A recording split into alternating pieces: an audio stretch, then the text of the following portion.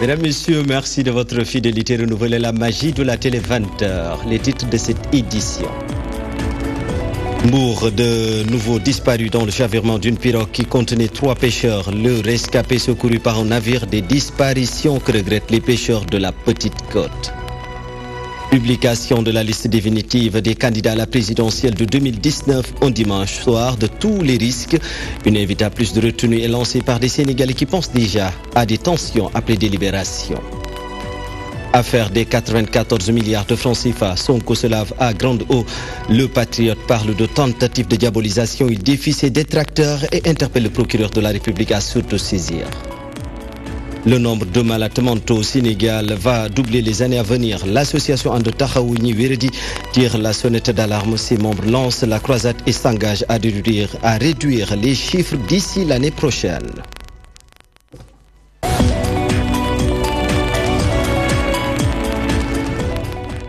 Mesdames, Messieurs, bonsoir et bienvenue si vous nous rejoignez sur la DTV.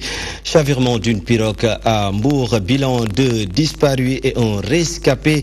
Ces 3 pêcheurs habitant au niveau du quartier golfe de Mbour voulaient se rendre en Gambie et leur embarcation s'est perdue dans les eaux. Le rescapé, lui, a été secouru par un navire. Nous y reviendrons dans nos prochaines éditions avec notre correspondant à Mbour, Mamadou Diop. Candidats à la présidentielle de 2019, les Sénégalais seront édifiés dans quelques heures. Mais d'aucuns pensent à des tensions juste après la publication de la liste définitive des candidats par le Conseil constitutionnel. Ils appellent cependant la classe politique à respecter la décision des 7 sages et à faire preuve de plus de responsabilité. Aïda Mbenia, ce reportage. Après quelques jours d'examen, le Conseil constitutionnel va finalement publier la liste définitive des candidats à la prochaine présidentielle ce dimanche. Très inquiet de ce qui pourrait en ressortir, ce citoyen indique que des tensions peuvent être créées si Karim Wade et Khalifa Sall sont définitivement exclus. Ils ont un peu de respect pour nous les citoyens, nous qui allons voter, nous qui leur avons mis à leur place aujourd'hui. Ils doivent aussi nous laisser faire le choix de qui va diriger notre pays demain. Parce que c'est mieux que d'exclure des gens et que ça crée des tensions dans notre pays. Et vu l'économie du pays, vu la situation de ce pays actuellement, franchement, je dirais qu'il serait bien préférable de bannir tout ce qui est problème, tout ce qui est tension dans ce pays. Contrairement, Samba Kandji pense que le Conseil constitutionnel doit juste faire son travail et non se focaliser aux conséquences. Il n'appartient pas au Conseil ou bien aux autres de regarder les conséquences qu'ils peuvent avoir pour les candidats. La justice voudrait que le Conseil puisse dire le droit et rien que le droit. Plus loin, ce citoyen estime que les candidats recalés devraient respecter les résultats publiés au lieu de semer le désordre. Pour la simple raison, être recalé ne veut pas forcément dire qu'on n'est pas ceci ou bien qu'on n'est pas cela. Sauf que il appartient au Conseil constitutionnel à qui on a dévolu le droit, la compétence pour dire qui doit et qui ne doit pas être candidat. Et à partir de ce moment,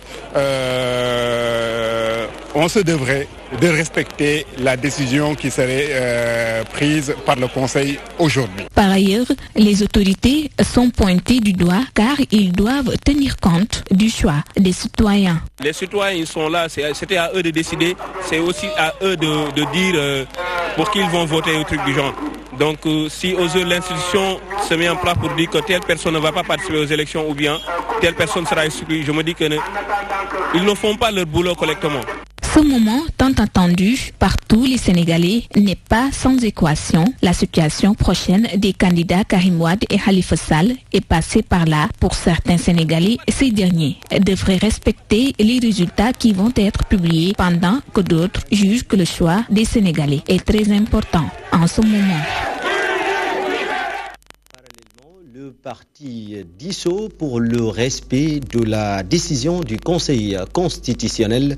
Il appelle les politiques à plus de retenue. Souleymane Koutoudio et sa bande approuvent le parrainage. Abdourahmane Li. Conseil constitutionnel, quel qu'en sera l'issue, c'est du moins l'appel du coordinateur national du parti dissous à quelques heures de la publication définitive de la liste des candidats à la présidentielle prévue le 24 février prochain. Le Conseil constitutionnel, c'est le Conseil constitutionnel. Il a été nommé pour un travail bien précis. Attendons de voir les résultats. Mais l'essentiel, c'est que, quelle qu'en soit l'issue de la décision, nous appelons tous les Sénégalais quand même à primer l'intérêt supérieur de la nation. Le parrainage, outil qui amène le Conseil constitutionnel à statuer sur ceux qui sont dans les dispositions de participer à la présidentielle, intéresse ce parti politique. Une démarche que le coordinateur national apprécie. Parce qu'en soi, c'est pas mal. Mais quand même, ça aurait pu être mieux organisé et recevoir quand même un consensus avant son déroulement. C'est bien en tant que tel, mais on devrait l'améliorer davantage pour que le consensus soit plus général. Les membres du parti dissous appellent ainsi à la remobilisation. Présidentielle 2019, toujours, le collectif des 25 recalés ratisse large. Le C25 veut travailler en parfaite collaboration avec la société civile. L'objectif est clair, œuvrer ensemble pour un scrutin apaisé. La société civile s'engage à renouer le fil du dialogue entre toutes les parties prenantes pour la vitalité de la démocratie sénégalaise, nous dit Mohamedou Diallo. Les risques sont énormes, mais ne sont pas insurmontables.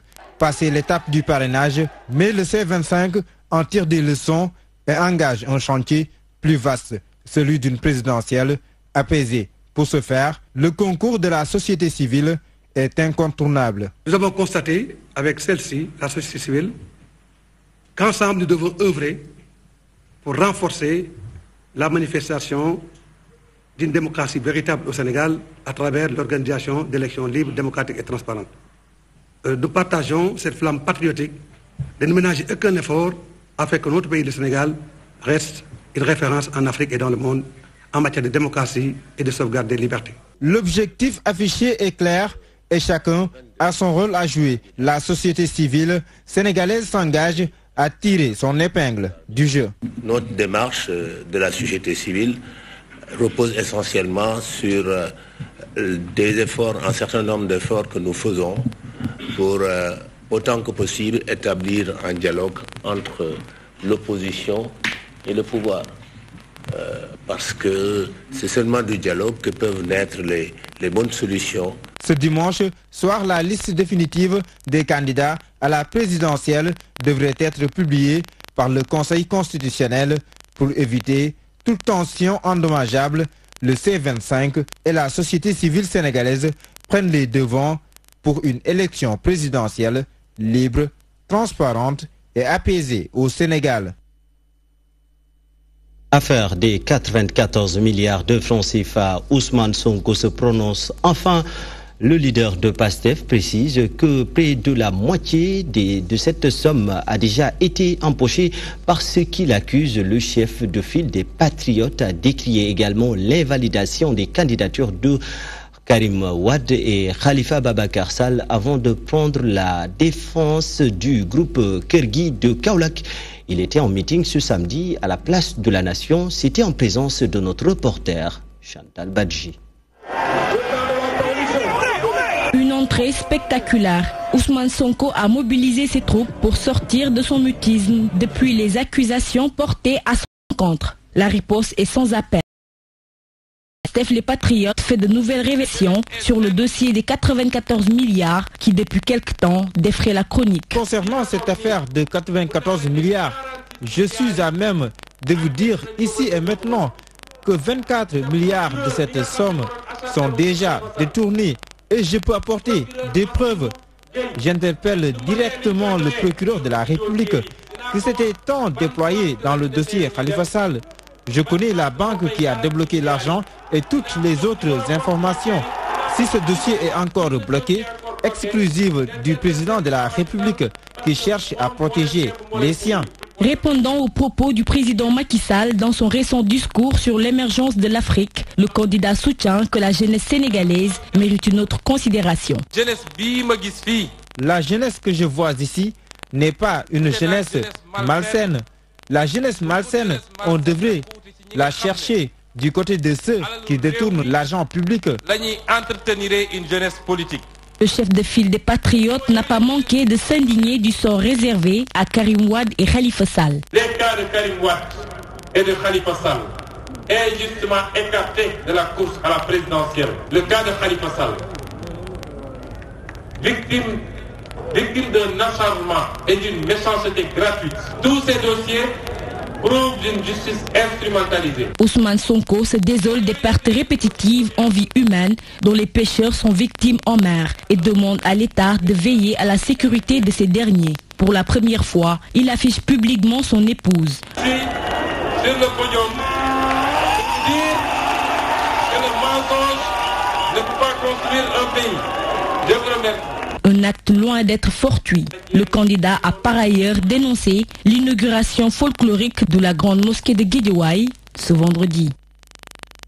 Installation d'une section des jeunes et étudiants de la Fédération pour la paix universelle au Sénégal. Objectif permettre à cette frange de la population à jouer pleinement sa partition dans la consolidation de la paix dans le monde. Ces jeunes ne veulent pas ou bien ne veulent plus être utilisés par les politiques pour faire le sale boulot. Sur ce, écoutons le citoyen Déthié Diouf, président des ambassadeurs de la paix du Sénégal. Il est interrogé par notre reporter Mansour Sow. En ma qualité d'ancien président des étudiants, en ma qualité aussi de leader au niveau des associations jeunes, je me suis dit qu'il était important, après avoir vu ce qui se fait de meilleur au niveau international, que nos jeunes, nos leaders étudiants puissent s'en inspirer, les jeunes puissent s'en inspirer pour effectivement donc, en tout cas se hisser au sommet.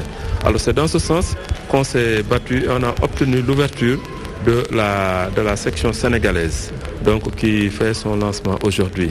Alors tous les leaders du mouvement étudiant de toutes les universités publiques et le Conseil national de la jeunesse et d'autres associations ont été visités et ont convenu ensemble de mettre en place aujourd'hui donc la structure.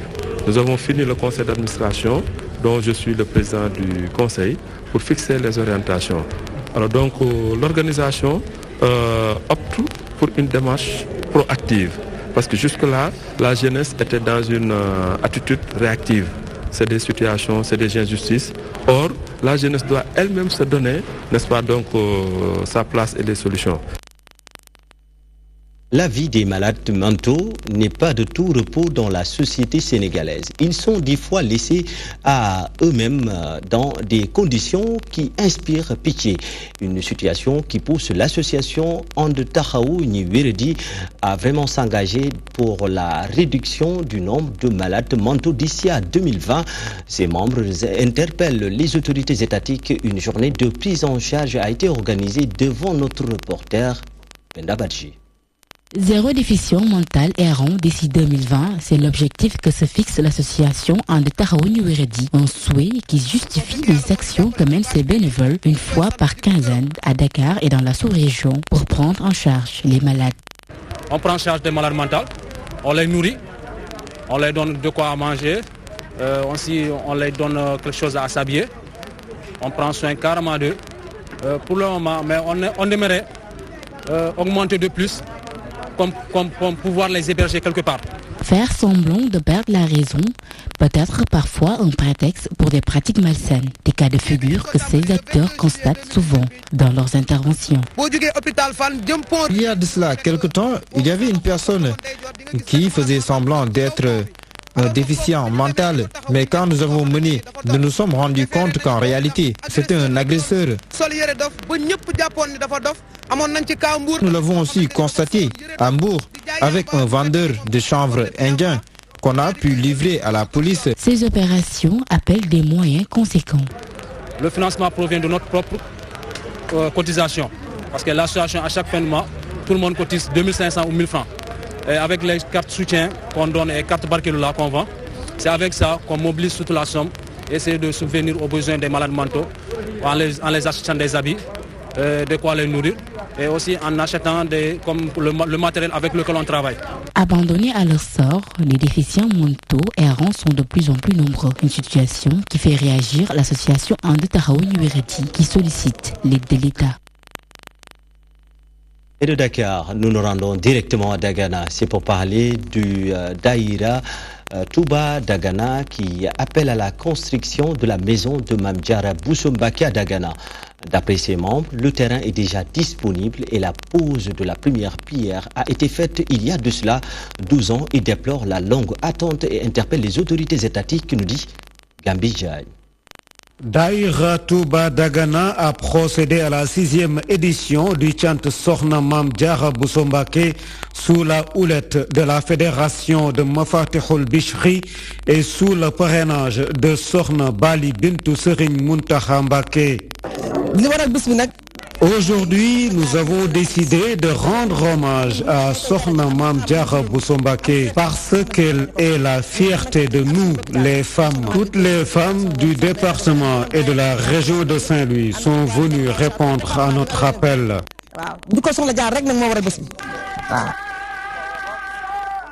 La grande innovation de cette 6e édition de Chant à Sokhna Mame Diarra Bousso Mbacké est la décision de Touba d'ériger ici même une maison à l'image de ce qui se fait à Prokhane.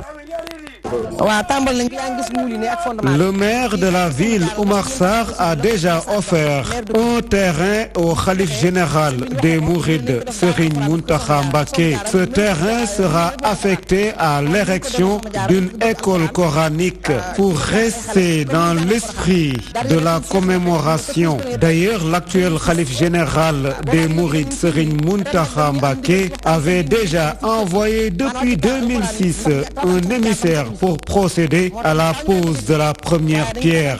Cette année-ci, le khalife général nous a donné instruction de procéder ici au récital du Coran pour faire exaucer la prière de la réalisation du projet. Dagana a reçu ainsi le ndigal de Touba et demande au gouvernement et toute la Oumma islamique de l'aider à ériger cette institution. L'État du Sénégal ainsi que tous les musulmans sont sollicités pour participer à la construction. L'ouvrage a trop attendu. Cela fait aujourd'hui 12 ans qu'il attend de se voir érigé ici à Dagana. Retour à Dakar, direction Ouakam, la grande mosquée menace ruine, une situation que les habitants ne peuvent en aucun cas digérer.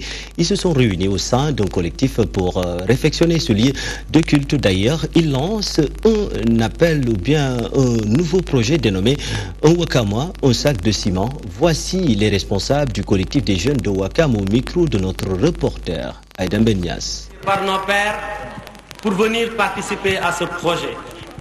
Et pour y participer, nous avions jugé nécessaire de nous réunir pour voir comment nous allions nous y prendre. Après concertation, nous nous sommes proposés de mettre en place un concept qui permettra à tout Ouakamois de participer directement ou indirectement à ce projet noble. Ainsi, le concept Un Ouakamois, un sac de ciment a été mis en place. Et c'est aujourd'hui même que ce concept est lancé officiellement. Ce concept, comme je l'ai dit tantôt, permettra à tout Ouakamois, ou si vous le voulez dans le cadre général, à tout musulman, ou bien à toute personne désireuse de participer à ce projet, de le faire. Sur le plan de reconstruction de cette grande mosquée, nous allons en même temps revoir le plan de circulation tout autour de la grande mosquée pour la rendre circulaire, pour que les gens puissent entrer dans cette grande mosquée de toutes parts. Par le conseil municipal à sa séance du 29 septembre 2017 a délibéré ce qui suit. Le conseil municipal de la commune de Ouakam autorise le maire à se constituer maître d'ouvrage délégué du projet de reconstitution de la grande mosquée. Maintenant, nous sommes à la recherche des moyens et des partenaires pour la construction pour la finalisation. Nous avons eu des partenaires, mais ça c'est l'historique. Pour que le projet puisse être bien perçu et bien compris par toute la population ouakamoise en particulier et sénégalaise en général, nous nous sommes dit qu'il fallait que nous fassions le nécessaire sur la communication. Et pour cette communication, nous avons créé un site web, le www.mosqueewakam.com.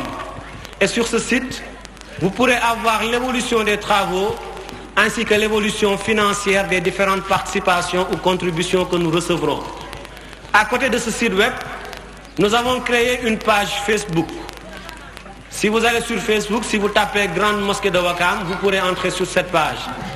Parallèlement au site web, nous y mettrons également l'évolution des travaux ainsi que l'évolution des participations, que ce soit en nature ou en numéraire. Restons toujours à Ouakam, retenez bien, la voie passant au niveau du monument de la Renaissance à la cité Assegna porte désormais le nom de Jaraf Youssou Ndoye, une initiative de l'équipe municipale avec à sa tête le maire Samba Bathily Diallo. À travers cette consécration, ils veulent rendre hommage à leur guide, nous dit Mansour Sow. Sons et rythmes lébou en symbiose. Le tout dans une ambiance carnavalesque. Ouakam a mis les petits plats dans les grands pour honorer un digne fils du terroir, le Jaraf Youssou Ndoye. Ce qu'il y a de plus plaisant, à mon sens, c'est d'ailleurs ce qui m'a le plus marqué.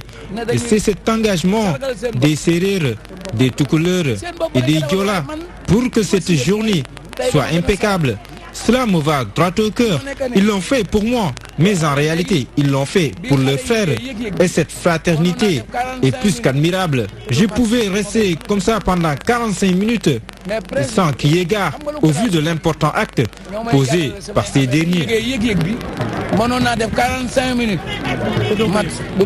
Après une longue absence due à des raisons de santé, Jaraf Youssou Ndoye est revenu au Sénégal revigoré par les siens. La nouvelle voie routière qui part du monument de la Renaissance à la Brioche Dorée porte désormais son nom. Rendre hommage à une personne à titre posthume n'est pas forcément la meilleure chose à faire, mais le plus important, c'est de lui rendre un hommage de bonne loi pendant qu'il est encore vivant. Et c'est ce que nous avons fait. Le Jaraf Youssou Ndoye est un Jaraf, ça n'est pas le fruit de notre œuvre, mais c'est tout simplement la volonté divine, une volonté que nous respectons à juste titre.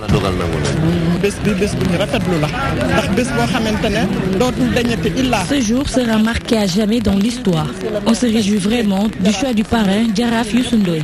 Le président Macky Sall, sa femme et tout le gouvernement du Sénégal, par ma voix, remercient le maire de Ouakam.